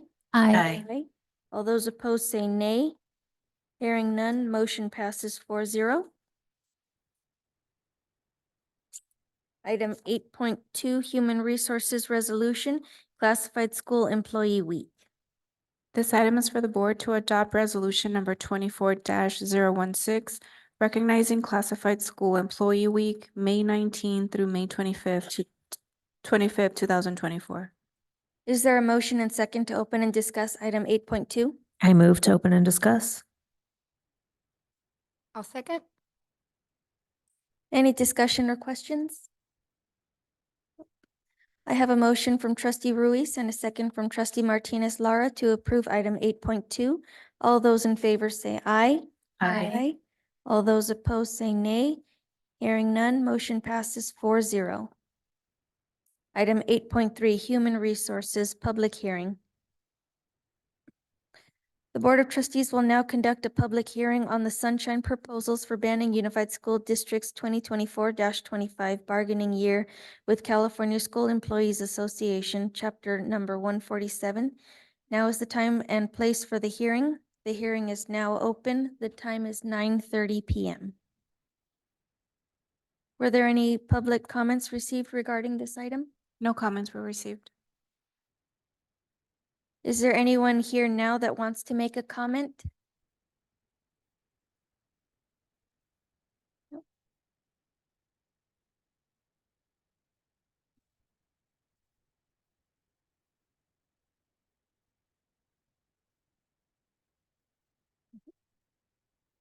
At this time, hearing that there are no comments, the public hearing is now closed. The time is 9:31 p.m.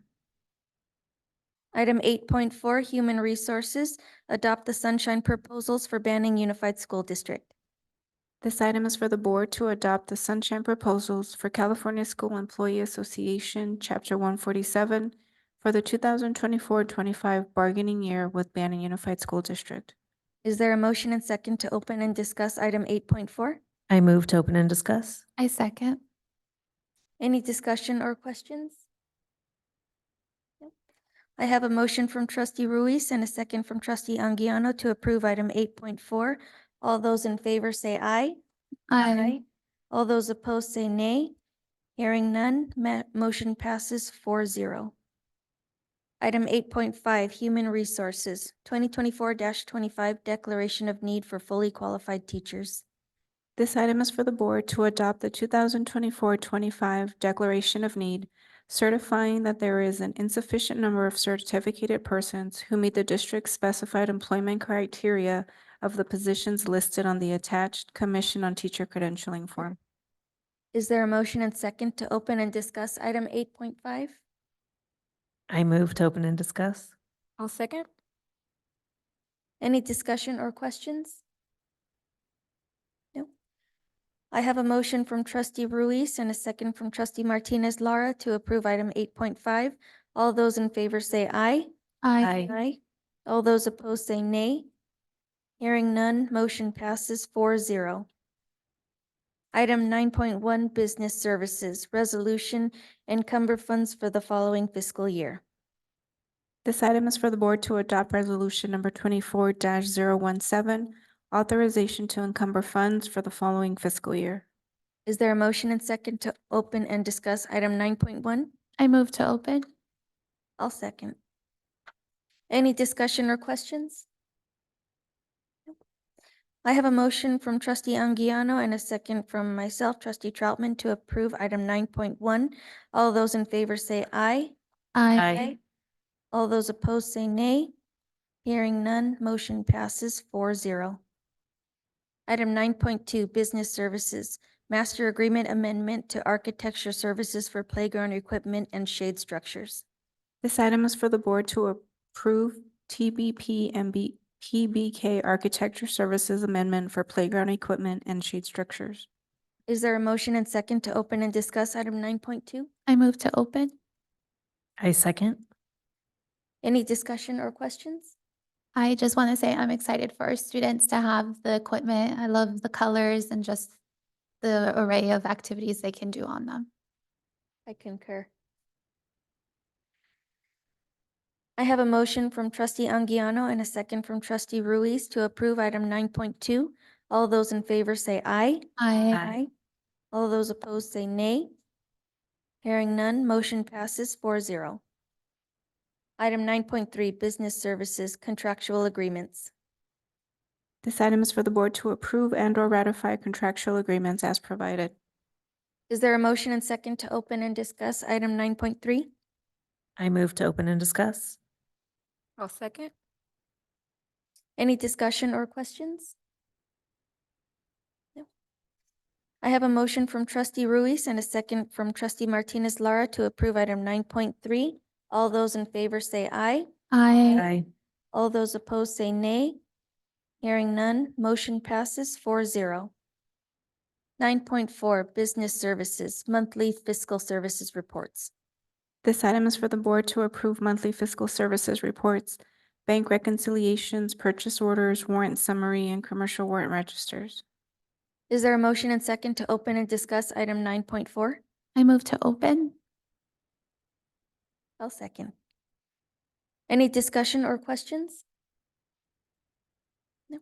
I have a motion from trustee Anguiano and a second from myself, trustee Troutman, to approve item 9.4. All those in favor say aye. Aye. All those opposed say nay. Hearing none, motion passes 4-0. Item 10, board members' comments. Would anyone like to start? Good evening. I want to start by thanking everyone in the audience. I feel like we have more people that stayed this time than we usually do, so thank you for your time. Reiterating what President Troutman said, thank you for your consideration and patience as we took a little extra time in closed session. Just thank you. It is the end of the year, and I know students are getting tired. They just came back from spring break, but testing is coming. Teachers are getting ready for that, and administration is feeling the pressure, I know. So I just want to say, keep it going. You guys are doing an amazing job. Thank you. I just want to thank everyone for all your hard work. I'm really excited to hear about field trips and end of the year events and ceremonies and recognitions. It's coming to an end. I hope everyone finishes strong and is excited for a summer. Again, good luck, like Shelley said, with testing. I know it can be really stressful for the staff as well as our students. So hopefully everyone can reward themselves as they complete them. And I'm just excited and looking forward for the remainder of the year closing up. I do want to apologize for my absence at the last board meeting and coming late today. Life has happened and I have my kids too, so I'm trying to find that work balance. But as always, I'm here and available if there's any questions or needs. Thank you.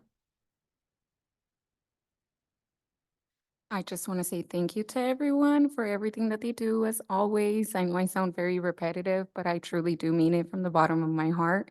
I know that we all put our heart and soul into this. I know my colleagues here do their best to find that work and life balance. It's very hard to have a profession or a career and do life.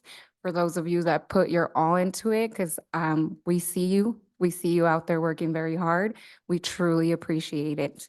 Thank you, and just keep up the hard work. We're almost to the finish line. And congratulations to everyone who's gotten certificates, and congratulations to all our sports winners, like Nicolette's flag football team, our softball and our baseball, and our track is doing amazing. They keep winning and getting medals. So good job to all our students and all our staff and coaches that give that awesome support to our kiddos. So I would also like to reiterate and say thank you all for staying as long as you have. And again, I apologize for the board, staying later than we normally do in closed session. We appreciate your time, and thank you all for your hard work. It is very much appreciated, and you are all seen. And then thank you to the parents too, because speaking as a parent myself, it's difficult, keep having a life, work life, making sure your kids do what they're supposed to do to keep their grades up and graduate. So it's just as much the parents as it is the kids. So good job. So thank you all. Have a great night. Item 11.1, future board items. Do we have any? I would like us to consider a health and safety class. I know that our district did have it at some point, and if we could look into that to see if there's an interest from our students, our staff, and if it's something that we can bring back. Is this for secondary or? Yeah, for the high school. Oh, for like a, okay. Yes. Another thing I know it was requested, I believe, last meeting, or there was some conversation. At our next board meeting, Dr. Thomas will be providing a presentation to the board to talk about some of the challenges, some of the progress, and some of the goals for Nicolette. Great. Any others? No? Okay. Item 12.1, we can skip over, that is not needed. And we can skip 13. So item 14, adjourn meeting. Do I have a motion to adjourn? I move to adjourn. I second. I have a motion from trustee Anguiano and a second from trustee Ruiz to adjourn this meeting. All those in favor say aye. Aye. All those opposed say nay. Hearing none, motion passes 4-0. This meeting is adjourned at 9:40 PM. Yay.